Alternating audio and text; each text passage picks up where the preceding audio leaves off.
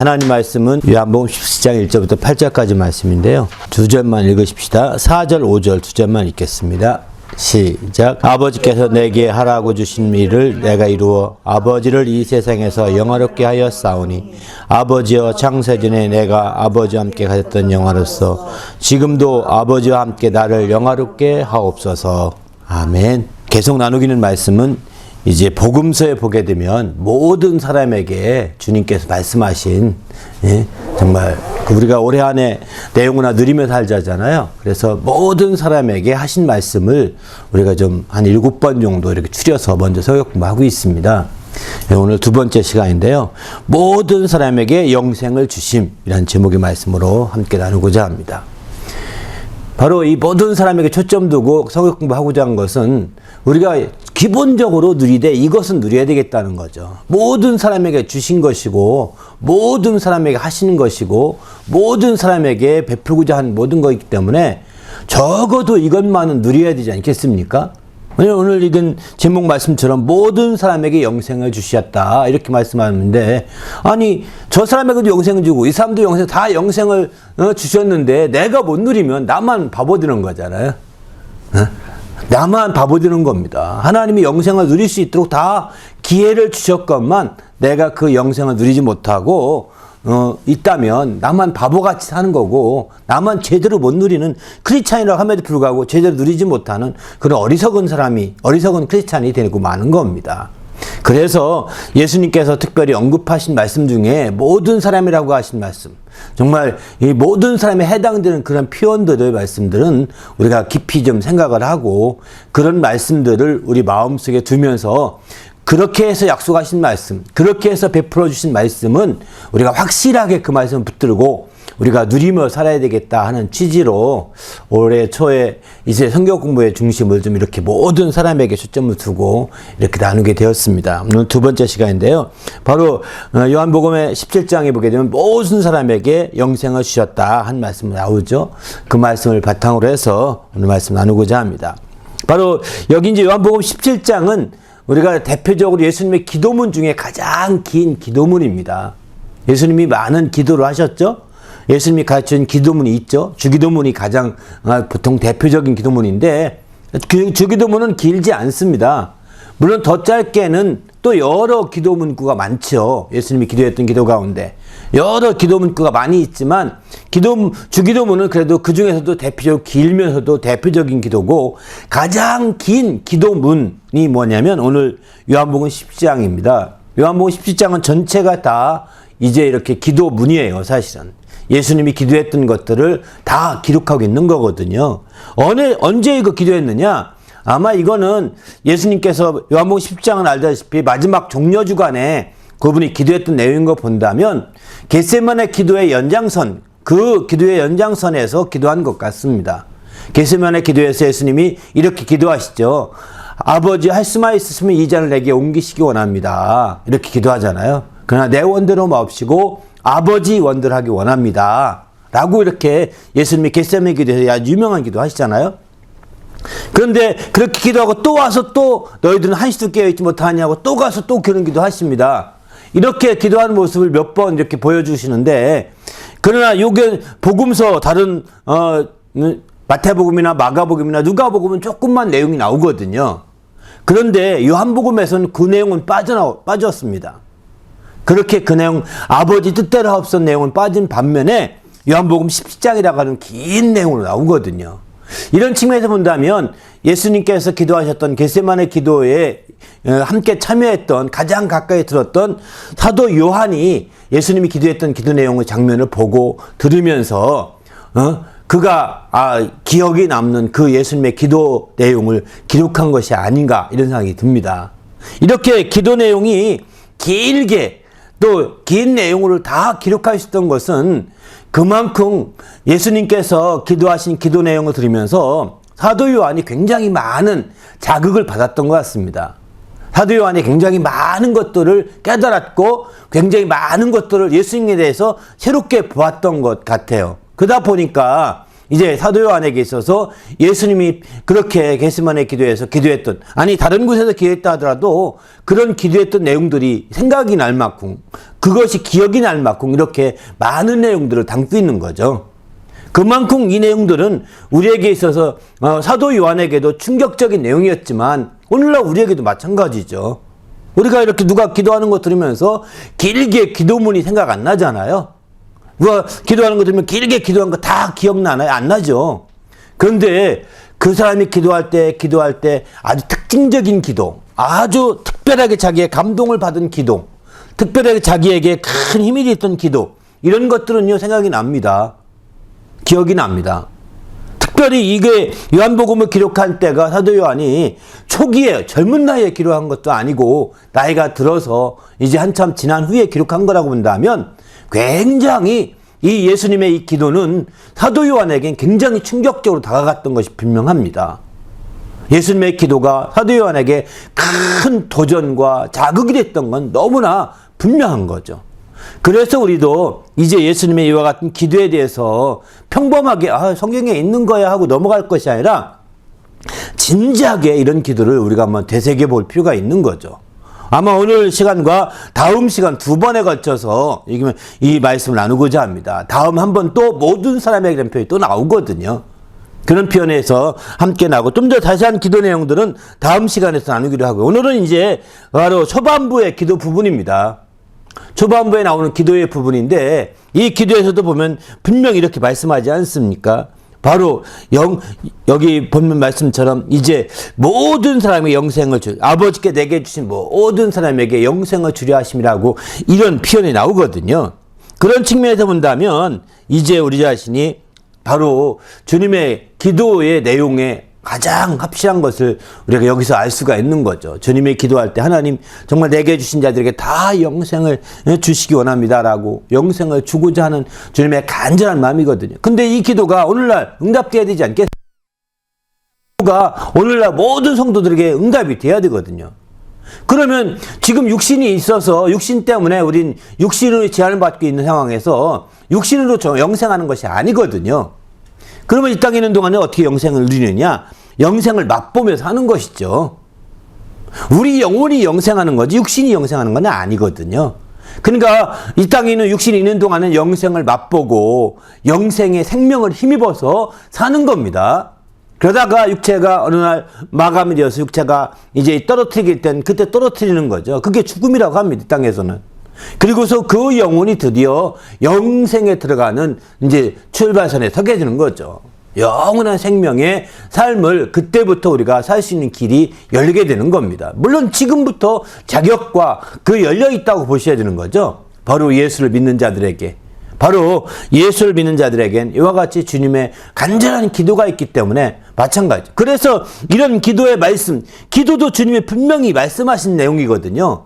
주님 혼자 기도하신 내용이야, 혼자 중얼거린 내용이야, 이렇게 생각하시면 안 됩니다. 전능하신 하나님의 아들이 기도한 것인데 응답이 안 될 리가 있겠습니까? 그러니까 그분의 기도는 더 확실한 응답이 된다라고 하는 그런 확신을 가지고 우리가 믿음 안에서 나간다면 더 확실하지 않을까 이런 생각이 듭니다. 우리도 믿음 안에서 정말 예수님의 기도에 대한 새로운 우리의 어떤 생각이, 새로운 시각이 열렸으면 좋겠습니다. 그래서 그 기도가 2021년, 곧 2000년이 지나서 2023년 올해에 큰 응답으로 정말 누리고 사는 성도가 되시기를 예수님의 이름으로 축원합니다. 할렐루야. 2000년 전에 했던 기도가 무슨 지금에 와서 효과가 있냐? 이렇게 할지 모르지만 효과가 있습니다. 왜냐하면 그분이 여전히 살아 계시거든요.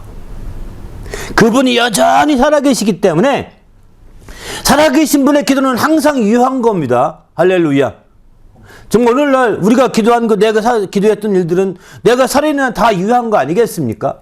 계속 응답 받을 수 있는 거죠. 바로 그분은 지금도 살아계셔서 하나님 우편에 앉아 계시고 거기서 우리를 위해서 간구하고 계시다라고 심지어는 이렇게까지 말하고 있지 않습니까?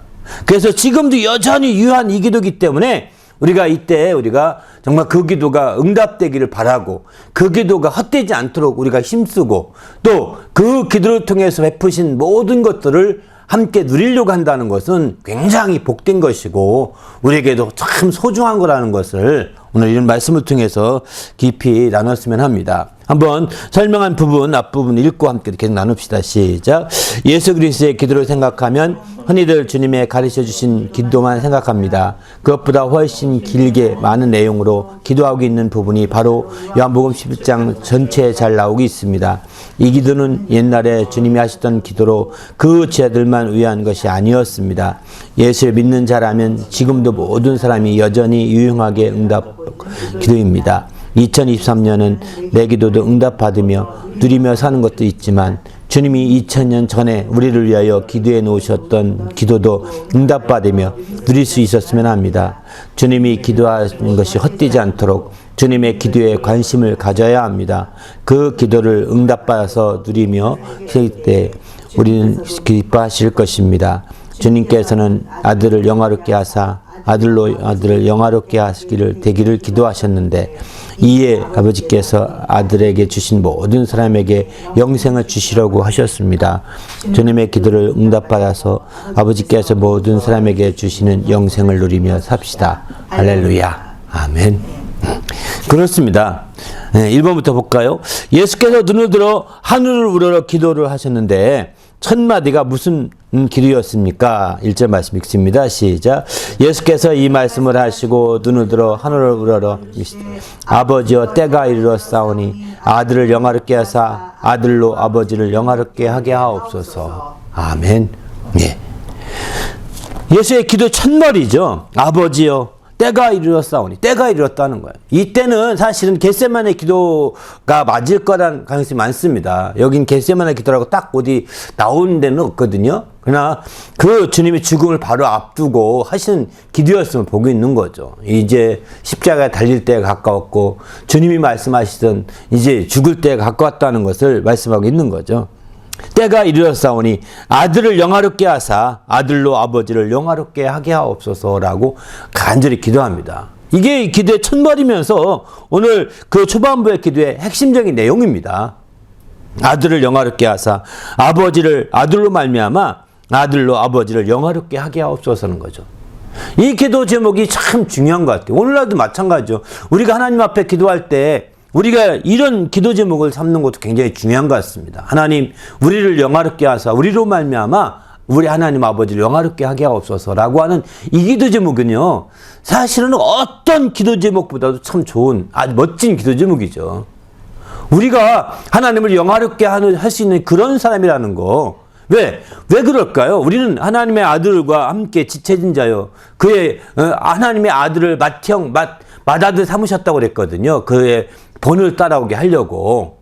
그러니까 우리가 하나님의 아들을 따라서 함께 정말 자녀된 자들이기 때문에 바로 우리를 통해서 하나님의 자녀된 우리로 말미암아 아버지를 영화롭게 하도록 기도하는 거죠. 그리고 하나님 자녀된 우리를 영화롭게 하옵소서라고 기도할 수 있는 거죠. 이런 기도 제목을 우리는 생각해 봐야 됩니다. 그때 예수께서 어떻게 기도하셨냐? 눈을 들어 하늘을 우러러 보고 기도하셨다는 겁니다. 그냥 우리가 오늘날 같이 정말 이렇게 땅을 보고 막 뭐랄까 얼굴 인상이 막 쥐어 짜는 인상이 아니라는 거죠. 막 우리 얼굴 인상이 쥐어 짜는 인상을 꽉 잡고 쥐야 막 하듯이 이런 인상이 아니라 오히려 우러러 하늘을 우러러 보고 하늘을 보고 아버지여 아들을 영화롭게 하사 아들로 아버지를 영화롭게 하게 하옵소서라고 기도하고 있는 거죠. 그러니까 우리도 정말 우리가 기도가 좀 더 자연스럽고 이렇게 우리가 억지로 막 그냥 우리가 필요하대서 막 울며 불며 쥐어짜듯이 기도하는 것 좀 중요하겠지만 그렇지 않을 수도 있다는 것을 말씀하고 있는 겁니다. 예수님은 바로 코앞에 당신의 죽음을 앞두고서 이와 같은 기도를 하고 있는 걸 보는 거죠. 두 번째, 아버지께서 아들을 만민을 다스릴 권위를 주셨는데 이것은 무슨 목적이 있었습니까? 했거든요. 2절 말씀과 그 두 구절 있습니다. 시작. 아버지께서 아들에게 주신 모든 권세, 영생을 주게 하시려고 만민을 다스리는 권세를 아들에게 주셨음이로소이다. 말미암아 심판하는 권세를 주셨느니라. 보십시오. 여기 보게 되면 이제 아들에게 두 번째 기도했던 이거는 기도라기보다는 그냥 설명하는 거죠. 그죠? 설명한 내용입니다. 아버지께서 아들에게 주신 모든 사람에게 영생을 주게 하시려고 아버지께서 저에게 만민을 다스리는 권위를 아들에게 주셨습니다. 이렇게 얘기하는 거죠. 설명하는 겁니다. 나를 영화롭게 해달라고 했는데 이제 아들에게 준 모든 자들에게 모든 사람들에게 영생을 주시려고 만민을 다스리는 권세를 아들에게 주셨지 않습니까? 이렇게 말하는 거죠. 요한복음 5장 27절에 보게 되면은 인자됨으로 말미암아 심판하는 권세를 주셨다 이렇게 표현하거든요. 만민을 다스리는 권위나 또 심판하는 권한은 같은 표현이라고 볼 수 있을 것 같습니다. 이렇게 다 정말 그 권한 안에 부여해 주신 거, 맡겨 주신 거죠. 위임해 주신 겁니다.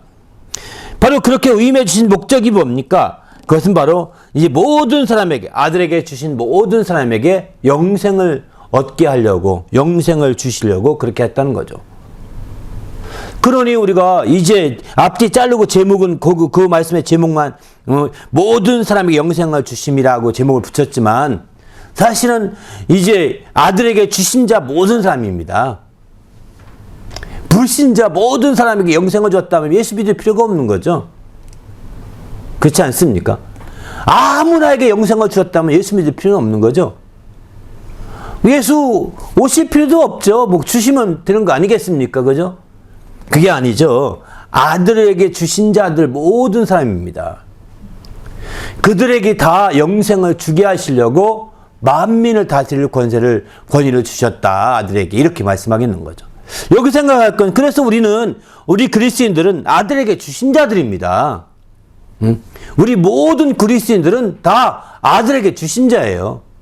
그들은 다 영생을 얻게 하려고 우리 주님이 만민을 다스릴 권세를 아버지께서 아들에게 주신 거죠. 그렇기 때문에 그래서 정말 우리 모든 크리스찬들은 이 주님이 주신 이것을 누려야 되겠다는 거예요. 주님이 이렇게 모든 사람에게 영생을 주시려고, 모든 그리스도인들에게 영생을 주시려고 주셨는데 이것을 누리지 못한다면 안타깝잖아요. 지금 우리가 영생을 누린다, 우리에게 주셔서 영생을 누린다고 하는 것은 영생을 힘입어 사는 거죠. 영원한 생명을 힘입어 사는 것으로 의미합니다.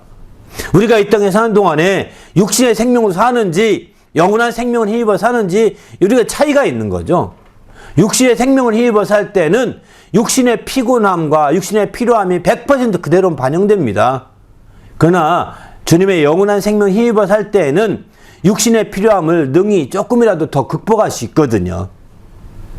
육신의 필요함에 의하여 100% 지배받지 아니하고 그걸 좀 더 다스릴 수 있고 그걸 좀 더 지배할 수 있는 힘이 더 생기게 되는 거죠. 그래서 우리는 육신의 생명으로 사는 것보다는 영원한 생명을 힘입어서 살고자 해야 되는 거죠. 우리 그리스도인들은. 그럴 때에 더 많은 능력을 발휘할 수 있고 그럴 때 더 많은 역사를 이룰 수가 있는 겁니다. 그리스도인들이 이 땅에 살면서 많은 면에서 좋은 일들을 많이 하는 이유가 바로 영원한 생명을 힘입어 살기 때문에 그런 끈기도 있는 것이고 그런 열정도 있는 것이고 그런 능력도 나타나는 것이고 그들이 그렇게 해서 다른 불신자들과 다르게 믿음이 없는 자들과 다르게 열심히 또 큰 역사를 이루는 것이 다 영원한 생명을 힘입어 살기 때문에 가능한 것입니다. 만약 우리가 영원한 생명이라는 것이 그저 하나의 그림의 떡같이 먼 미래 수만 년 우리 영혼이 육신이 죽은 다음에 또 한참 뒤에 어느 날부터 있을 그런 거라고만 한다면 우리는 이렇게 말할 필요가 없는 거죠. 정말 우리는 누구든지 다 예수님의 살과 피를 마시는 자는 생명이 있고 생명을 누리며 산다고 말씀했거든요. 그러니만큼 우리는 방금 우리가 이 땅에 사는 동안에도 이 영원한 생명을 힘입어 살아갈 수 있음을 보여주고 있는 거죠.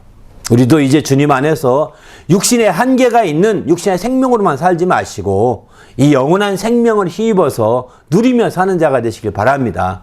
100%는 못 누린다 하더라도 조금이라도 더 누린다면 육체의 그 피곤과 한계를 조금 더 극복할 수 있는 거거든요. 그걸 조금 더 지배하고 다스려갈 수 있는 거거든요. 그렇게 해서 마침내 영원한 생명을 힘입는다고 하는 것을 우리가 알게 되고 체험할 수 있게 되는 거죠. 이런 체험들이 있을 때 그리스도인으로서의 더 큰 담대함과 더 큰 믿음을 발휘할 수 있게 됩니다. 우리 모두도 주님이 모든 그 믿는 자 모든 자에게 아들에게 주신 모든 사람에게 영생을 주게 하시려고 하셨던 그 영생 함께 누리는 성도가 되시길 바랍니다. 할렐루야.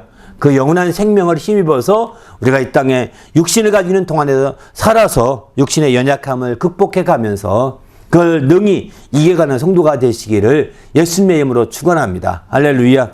세 번째 보면은 아버지께서 아들에게 주신 모든 사람에게 어떤 믿음이 있든지, 이거는 이제 그리스도인의 믿음이 천차만별이거든요. 어떤 믿음이 있든지 공통적으로 영생을 주게 하시려고 하셨는데, 영생은 무엇입니까? 그랬거든요. 3절 말씀 읽습니다. 시작. 영생은 곧 유일하신 참 하나님과 그가 보내신 자 예수 그리스도를 아는 것이니이다. 아멘. 영생이 유일하신 참 하나님과 그가 보내신 자 예수 그리스도를 아는 것이다. 이렇게 표현했습니다. 이 얘기는 그러면 영생은 이렇게 영생을 우리가 이제 다른 말로 표현한다면 영생이 그저 지식인가? 이렇게 생각하기 쉽거든요. 영생은 지식이 아닙니다. 여기 아는 것 하니까 지식처럼 생각하기 쉬운데 아닙니다. 영생은 유일하신 참 하나님을 통해서 체험하는 것. 여기 안다는 것은 경험하는 것을 의미합니다. 그가 보내신 자 예수 그리스도를 체험하는 것. 이렇게 되는 것이죠. 그게 영생을 힘입는 거라는 거고, 그게 영생을 누리는 것이고, 그렇게 할 때 영생을 소유하게 되고 영생을 힘입어 살게 되는 것이죠. 그저 단순하게 영생은 유일하신 참 하나님을 알고 또 그가 보내신 자 예수 그리스도를 아는 것이다 하니까 어떤 지식인가 보다. 그래서 어떤 신묘막측한 어떤 지식을 우리가 추구하는 경향이 있습니다. 그러나 영생은 이런 지식이 아닙니다. 체험하는 것입니다. 영생은 체험하고 누리고 이렇게 사는 것이지, 영생이 그저 하나의 지식처럼 이해하고 어떤 연구해서 쌓아놓고 하는 것이라고 한다면 이건 바른 영생이 아니죠. 그래서 옛날에 어떤 이단 한 종파가 그노시스파라는 종파가 있는데 영지주의자죠. 영적 지식을 그렇게 추구했습니다. 이들은. 왜 이렇게 얘기하니까요. 영적인 지식을 추구했다는 영지주의자라고 그러거든요. 굉장히 해박하게 영적 지식으로 풀어갑니다. 근데 그들을 그노시스라고 표현하는데, 이 그노시스라는 것도 바로 이렇게 이제 안다, 이런 뜻이에요. 사실은 공부하는 거죠. 우리는 공부하는 게 아닙니다. 신앙은 공부하고 알고 이해하고 하는 게 아닙니다. 신앙은 체험하는 것이고 누리고 힘입는 겁니다. 할렐루야. 그렇게 할 때 우리 신앙이 확실해질 수 있는 거거든요. 절저히 우리가 신앙은 누리고 힘있고 체험하는 성도가 되시기를 예수님의 이름으로 축원합니다. 할렐루야. 네 번째, 아들은 아버지께서 주신 일을 이루어 영화롭게 하셨는데 그러면서 어떻게 기도하겠습니까? 4절 5절 읽습니다. 시작. 아버지께서 영화롭게 하셨사오니 아버지여 창세전에 내가 아버지와 함께 가졌던 영화로서 지금도 아버지와 함께 나를 영화롭게 하옵소서. 아멘. 그러니까 아들은 아버지께서 주신 일을 이루어서 영화롭게 하였다는 겁니다. 4절에 그런 표현하죠. 여기는 이제 주님의 공생의 기간을 통해서 아들에게 맡기셨던 모든 일들을 잘 이루셨음을 얘기하고 있는 거죠. 그리고 마지막 이제 그 마지막 최후의 그 죽음만 남은 것이죠. 고난을 받고 죽으심만 남았는데 이제 다 이루어서 아버지를 이 세상에서 영화롭게 하였사오니, 또 마지막 기도할 때도 이제 아버지 원대로 하옵소서라고 해서 마침내 영화롭게 하지 않았습니까? 이제 아버지와 이제 창세전에 내가 아버지와 함께 가졌던 영화로서 지금도 아버지와 함께 나를 영화롭게 하옵소서. 주님이 창세전에 아버지와 함께 가졌던 영화가 있다는 걸 표현하고 있죠. 이 표현 참 멋지 않습니까? 창세전에 우리가 상상하지 없는 세계죠. 아버지의 품속에 있을 때 아버지와 함께 갔던 영화를 주님은 기억하고 계십니다. 아버지의 품속에서 아버지와 함께 갔던 그 영화를 주님은 기억하고 계신 거예요. 그리고 그 마침내 그 품속에 나오셔서 아들로 이 땅에 오셨죠. 이제 이후에 또 지금도 이제 그 이후에 그 옛날에 가졌던 그 영화로서 지금도 이제 아버지와 함께 나를 영화롭게 하옵소서라고 이렇게 기도하고 있습니다. 바로 처음에 1절 얘기했던 것처럼 이제 그 영화롭게 하옵소서가 기도의 중심 내용인 거죠. 계속해서 이어지는 중심 내용임을 볼 수 있습니다. 5번을 보게 되면 아버지께서 아들에게 하라고 주신 일을 아들이 이루었는데 그것은 어떤 것이 있습니까? 6절 말씀 읽어보실까요? 시작. 세상 중에서 내게 주시는 사람들에게 내가 아버지의 이름을 나타내었나이다. 그들은 아버지의 것이었는데 내게 주셨으므로 나는 아버지의 말씀을 지켰나이다. 아멘. 세상 중에서 내게 주신 사람들에게 내가 아버지를 나타내었다. 주님이 아버지를 영화롭게 했다고 했는데 그건 어떤 것이냐. 내가 하라고 주신 일이라고 표현했죠. 아버지께서 내게 하라고 주신 일 중에 대표적인 일이 뭐냐. 세상 중에서 내게 주신 사람에게 아버지 이름을 나타내는 것입니다. 아버지의 일을 나타내었습니다. 나타내었다는 거예요. 실제로. 이제 그들은 그들은 그러면 내게 주셨다 했는데 그들은 바로 아버지의 것이었고, 그들을 내게 주셨는데 그들은 아버지 말씀을 지켰습니다. 이렇게 표현하죠. 이게 두 가지 측면이죠. 예수께서 바로 하신 일은 뭐냐면 아버지 이름을 자기에게 주신 자들에게, 제자들이죠. 제자들에게 나타냈고, 그 다음에 그들은 또 하나님 아버지의 말씀을 지키게 이렇게 했던 거죠. 그래서 그들은 지켰습니다. 라고 이렇게 표현하는 겁니다. 이 공생애를 아주 짤막하게 설명하고 있는 내용입니다. 주님의 공생애는 아버지의 이름을 제자들에게 나타내어서 마침내 그들이 그걸 알게 하고 또 아버지의 말씀을 그들에게 주어서 함께 그 말씀을 지키도록 만드는, 그게 기본적으로 하셨던 공생애의 핵심적인 내용이죠. 그런 일을 했다고 표현하는 것입니다. 그 다음 6번째, 세상 중에서 아들에게 주신 사람들 곧 제 아들은 아버지께서 아들에게 주신 것이 다 아버지께로부터 온 것인 줄 알았는데 그것을 어떻게 알게 되었습니까? 7절 8절 읽습니다. 시작. 지금 그들은 아버지께서 내게 주신 것이 다 아버지께로부터 온 것인 줄 알았나이다. 나는 아버지께서 내게 주신 말씀을 그들에게 주었사오며 그들은 이것을 받고 내가 아버지께로부터 나온 줄을 참으로 아오며 아버지께서 나를 보내신 줄도 믿었사옵나이다. 아멘. 좀 더 보충하고 있는 거죠. 위에 정말 그들이 아버지의 말씀을 지켰다고 했는데 어떻게 해서 지키게 됐느냐, 그 내용을 이제 7절 8절에 이렇게 보충하고 있는 거죠. 바로 그들은 아버지께 주신 자들이여 주신 것이 다 아버지께서 오신 거 알고 오신 것을 알고 또 내게 주신 말씀을 그들에게 주었는데 이것을 받고 아버지께 나온 말씀인 줄 알고 또 나를 보내신 줄도 믿었다. 이렇게 얘기하고 있는 거죠. 나를 아버지께 보내시는 걸 믿기 때문에 너 아버지께 나온 말씀도 그들을 지켰다. 라고 이렇게 하시는 추가적인 설명을 이렇게 길게 얘기하고 있는 겁니다. 그렇습니다. 여기 이제 우리가 보통 기도라고 한다면 뭐해 주시옵소서, 해주세요. 이게만 기도라고 생각하거든요. 그런데 예수님의 기도는 사실 그는 여기 오늘 본문의 8절까지만 보더라도 예수님의 기도는 뭐해 주세요, 해 주시옵소서는 한 세 구절밖에 없고요. 나머지 대부분 설명하는 겁니다. 나머지 대부분 설명하는 거예요. 정말 주님과 깊은 대화 가운데 뭐해 주세요라고 기도는 영화롭게 하옵소서 이런 내용은 두 구절, 세 구절 정도로 끝나죠. 나머지는 대부분이 설명하는, 구구절절히 설명하는 겁니다. 우리 기도 내용도 마찬가지죠. 하나님, 이 사람이 이렇습니다. 이 사람이 이렇고요. 이래서 이렇게 되기를 원합니다. 하고 설명하는 거죠. 정말 그들은 이렇게 했는데 정말 아버지 말씀대로 제가 이런 말씀을 증거했더니 잘 듣고 순종했습니다.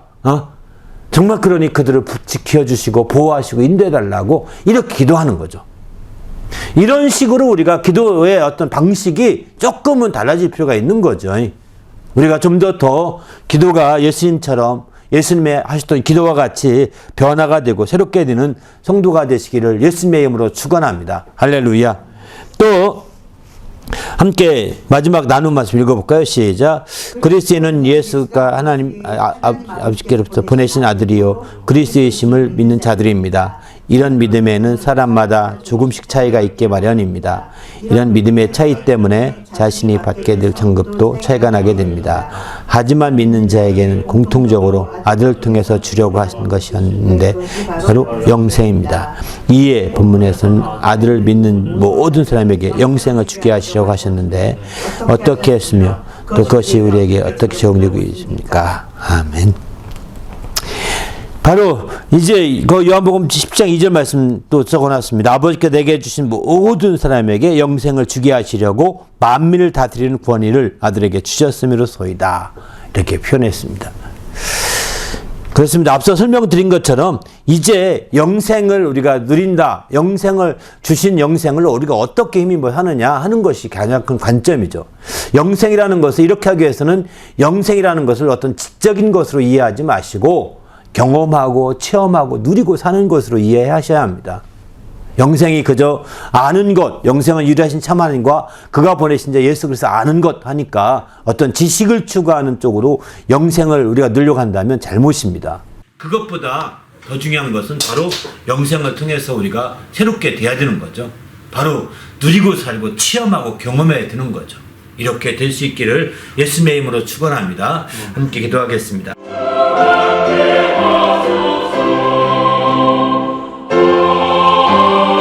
Amen.